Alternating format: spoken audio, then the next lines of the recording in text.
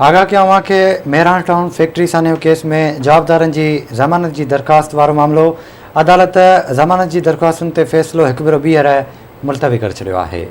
आगाह कंदा हलूं अहम ख़बर आहे मेहरान टाउन फैक्ट्री सानियो केस जवाबदारनि जी ज़मानत जी दरख़्वास्त वारे मामले बाबति अदालत ज़मानत जी दरख़्वास्तुनि ते फ़ैसिलो हिकु भेरो ॿीहर मुलतवी करे छॾियो आहे। जवाबदारनि जी ज़मानत वारी दरख़्वास्त ते फ़ैसिलो 29 अक्टूबर ते ॿुधायो वेंदो। DC ऐं एडमिनिस्ट्रेटर कोरंगी समेत 8 जवाबदारनि जी उबूरी ज़मानत में वाध कई वई आहे।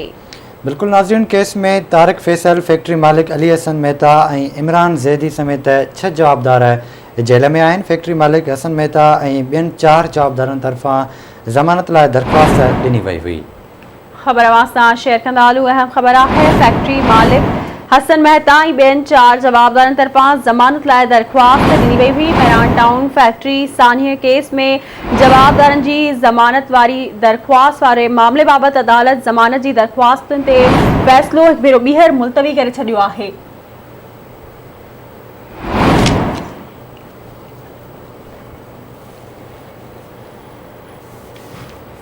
फैक्ट्री मालिक हसन मेहता ऐं ॿियनि 4 जवाबदारनि तरफ़ां ज़मानत लाइ दरख़्वास्त ॾिनी वई हुई।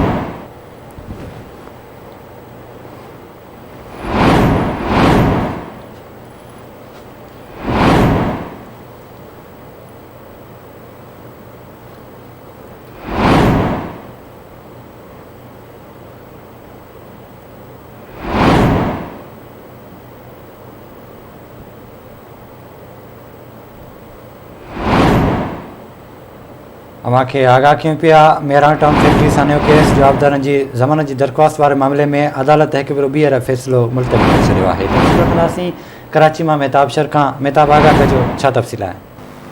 जी बिल्कुल बेशा तव्हांखे ॿुधाइण हलो त असांजा मेहरान फैक्ट्री वारे केस दरख़्वास्त ज़मानत जेका आहे मामले जी केतिरी ॿुधणी थी आहे। अदालत पारां ॿीहर जेको दरख़्वास्त वारो फ़ैसिलो आहे उहो जेको ख़तमु करे छॾियो आहे। तव्हांखे ॿुधाइण हलो त जेके मुलज़िम हुआ ज़मानत वारी दरख़्वास्त जेके हुआ जेका कैंसिल थी वई आहे। 29 तारीख़ ताईं जेको आहे जेके ॿुधणी जेका ॿीहर जेका रखी वई आहे। तव्हांखे ॿुधाईंदो डिप्टी कमिश्नर एडमिनिस्ट्रेटर कोरंगी समेत 8 के अबूरी ज़मानत वारी जेका 29 अक्टूबर ताईं जेका ज़मानत जेका उहा साॻी जॻह ते बरक़रार थी वई आहे। तव्हांखे ॿुधाईंदो त फैक्ट्री जे मालिकनि हसन महिरबानी अपडेट करण लाइ।